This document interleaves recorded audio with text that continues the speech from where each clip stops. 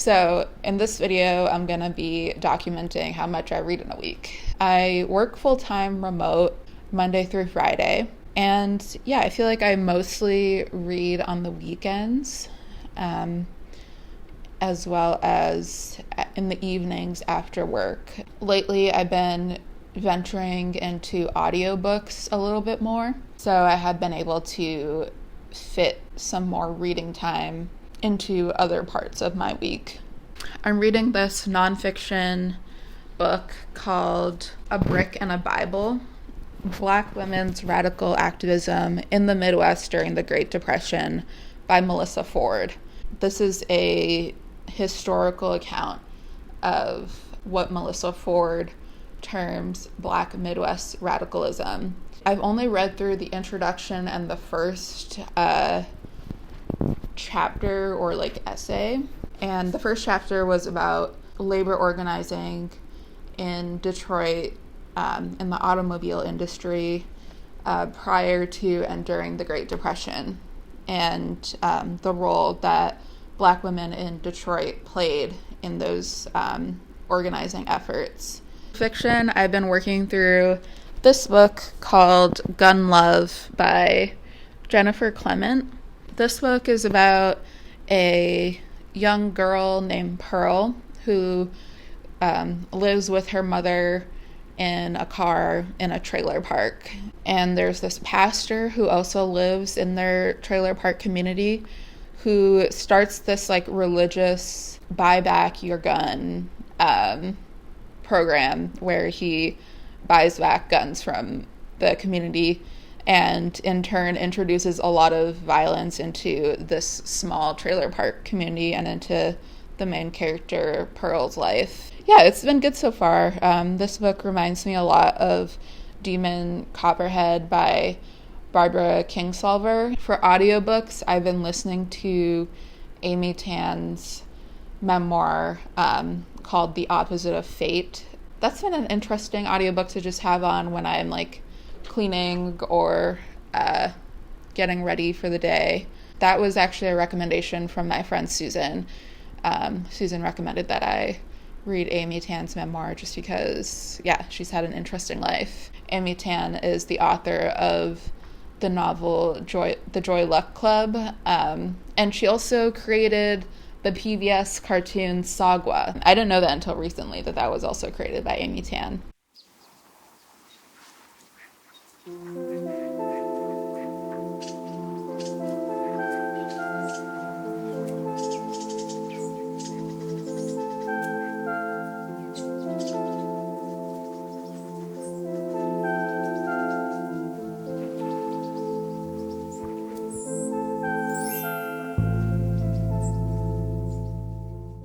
It is Monday. It's a very beautiful Monday. Yesterday, I only read around 30 pages in Gun Love. I am finding the writing style and the short chapters are making this book very digestible, and I'm really intrigued to see where the plot is going. I think we've kind of hit a turning point in the plot and character story because the main character, Pearl, who was previously living with her mom in a car in a trailer park. Her mom has actually just died at the hands of someone with a gun, and now Pearl is thrust into the foster care system. I got a notification from Libby that my hold for the third Warrior Cats audiobook just came in, so I'm gonna go for a walk and enjoy the nice weather, see what's in bloom, and listen to that audiobook. And I also need to return some things to the library.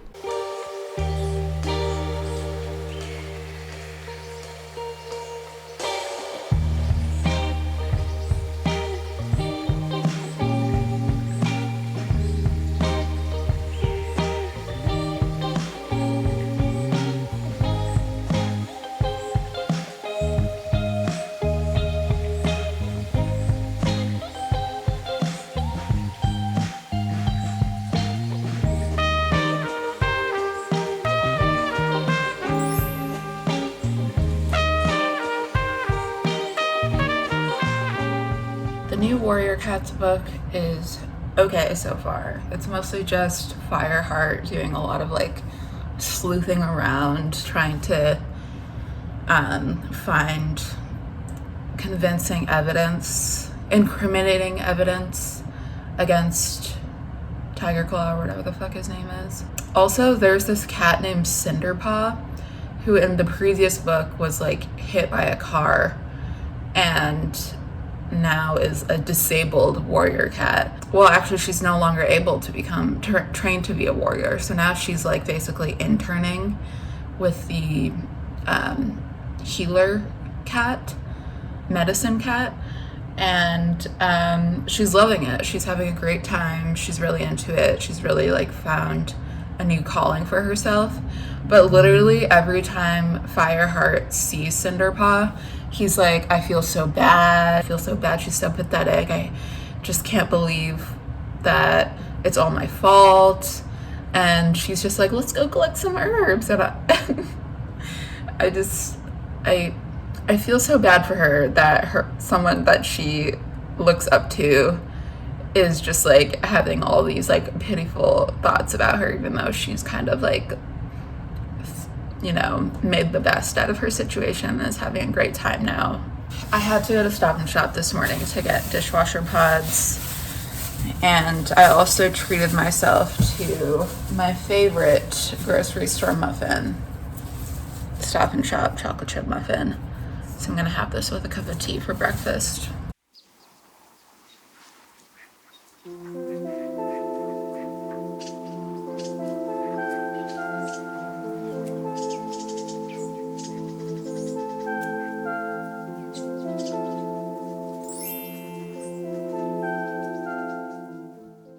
I didn't have a chance to update you on Gun Love, which I finished Tuesday night.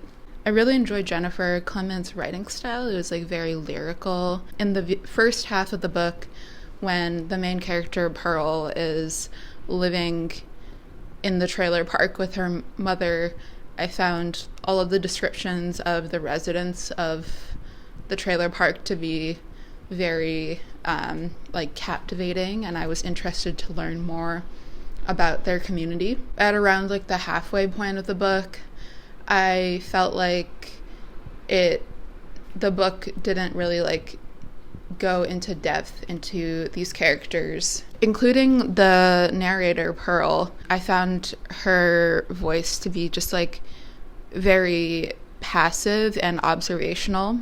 Pearl is 14 years old, and I feel like at 14, kids usually have a lot of opinions about what's going on around them and the people in their lives, and they can actually provide a lot of insight, and I didn't really feel like Pearl was doing that.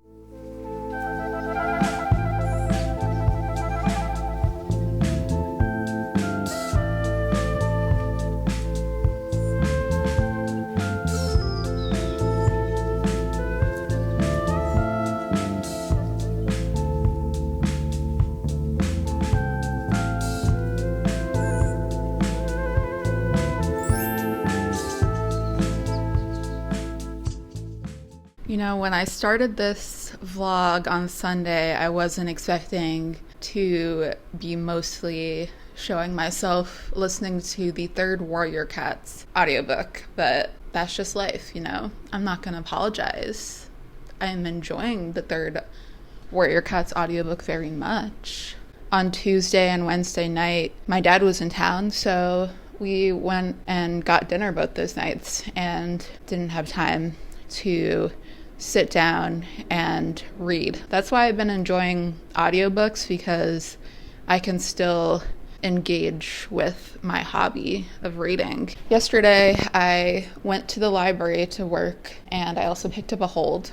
This is The Possession by Annie Ernaux. I've never read anything by Annie Ernaux. I heard a booktuber called Modern Ajuma talking about The Possession, and I immediately thought of the film Possession with Sam Neill in it, which has been on my watch list for a while, and I was wondering if there was any relation between this book and the film, because they're both called Possession, and both explore the like psyche of a woman going through a romantic affair.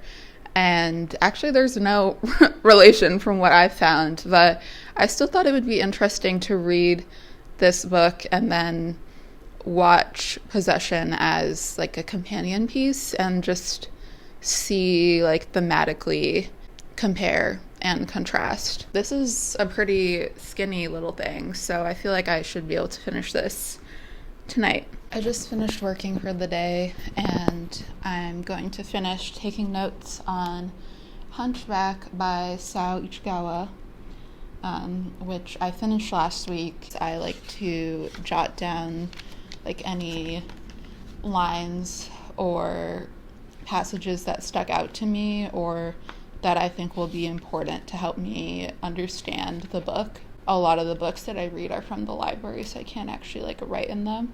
And then I think I'm also going to crack into A Brick and a Bible.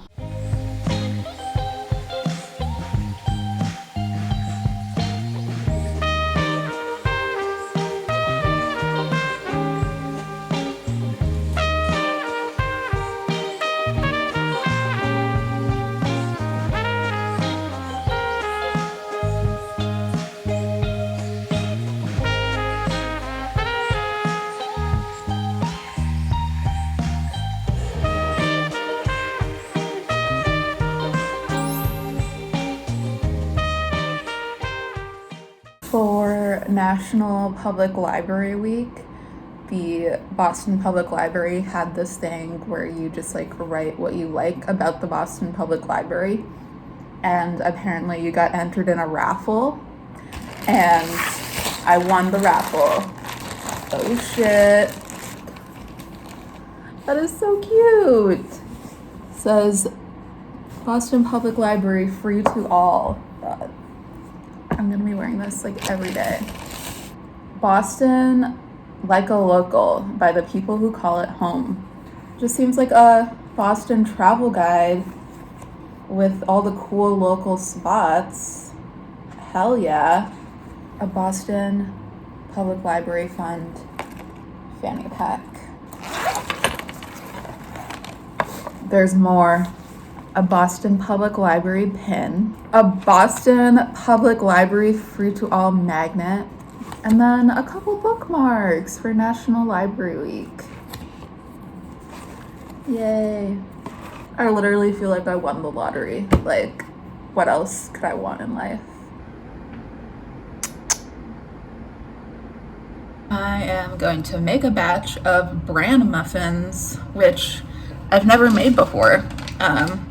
But I had them a couple times from Mama's in Somerville, and I really liked them. I think they're just like a nice breakfast. They're like slightly sweet and have a hearty texture, and a bonus, they have a decent amount of fiber in them. When I was getting out all of the ingredients, I noticed I have this unopened bag of MacNut crumble from Kahuka Farms in North Shore, Hawaii, which my friend Sam got for me last year, and I thought this would be good like topped on top of the muffins, and then I can drop some off for Sam. I think it's fun when a friend gives you an ingredient and then you can make them something with the ingredient and share the gift with them. While I'm doing that, I'm gonna be listening to the Warrior Cats audiobook because it's just getting to the juicy part.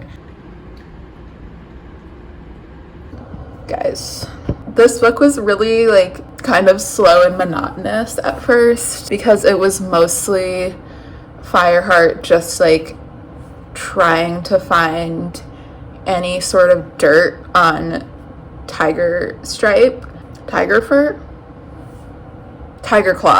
I'm 75% in right now. There's this like traumatic cat birthing scene where one of the cats died that I was like kind of a fan of. They were just talking about like how women often have to choose between like raising children and advancing their career. Like Blue Star was saying that she gave up her kittens because she wanted to pursue a more ambitious leadership role in the clan. And I was like, this is some deep shit for kids to be processing. I really appreciate this series for how seriously it takes its audience. They actually are like pretty interesting, thought-provoking books. So that's my 2 cents on Warrior Cats.